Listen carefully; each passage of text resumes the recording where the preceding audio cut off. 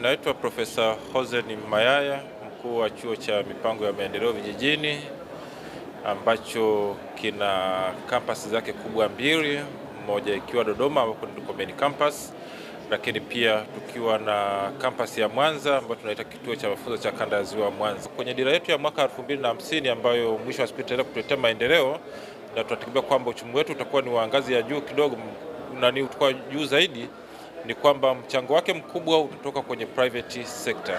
Sasa private sector haiwezi ikafanya vizuri kama haina wataalamu wa kutosha, na hapo ndipo naingia jukumu letu kwetu sisi kama chuo cha elimu, na hasa kwenye eneo la mipango kuweza kutoa wataalamu ambao watakuwa wanasaidia katika utekelezaji wa shughuli kwenye sekta binafsi, lakini pia kwenye sekta ya umma.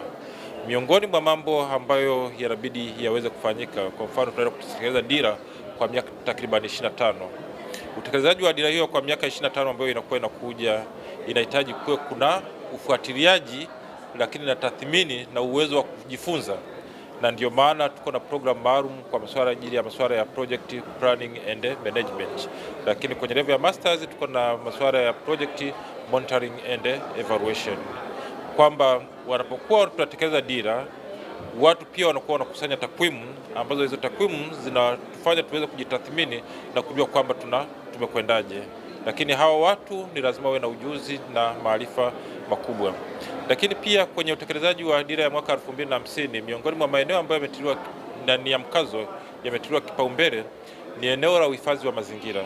Sisi pale chuoni kwetu miongoni mwa kozi tunazozitoa ni kozi za masuala ya environmental planning and management katika level ya bachelor degree, lakini pia kwenye dira inahitaji miji yetu inavyokuwa inakuwa pia ikue ikiwa na ustawi. Tuna kozi ambazo zinatokana na masuala ya mipango miji.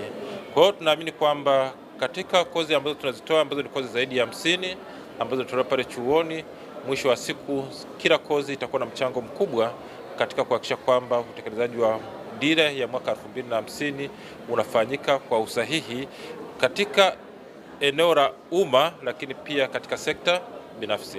Hiyo ndio naweza kusema kwamba tulikuwa ni mchango wetu mkubwa. Lakini pia ikiwa kama taasisi ya elimu ambayo majukumu yake ni matatu. Kwanza kuna kufundisha. Nimeongelea kwenye kufundisha kwenye eneo la kozi za muda mrefu, lakini pia tunafundisha kozi za muda mfupi ambao sasa tayari wako makazini. Wao na wenyewe pia kuna wakati ambao inafika sehemu, unajua ndani ya miaka 25 ambayo inakuwa inakuja, unakuta kwamba yawezekana kuna maarifa mapya, yawezekana kuna teknolojia mpya ambazo zinakuwa zinakuja, lakini wale watu inabidi wenyewe wafanyeje waweze kunolewa. Sasa wale tunakuwa tunawanoa kupitia kozi za muda mfupi. Lakini jukumu letu la pili kama nilivyokuwa kusema kwamba ni maeneo ya tafiti. Sasa kwenye maeneo ya tafiti utekelezaji wa dira unakuwa unatekeleza dira ya miaka 2050 ambayo kimsingi imeandaliwa kwa uzuri na tayari nyenzo zake zote za utekelezaji na zimeshafanyaje zimeshatengenezwa.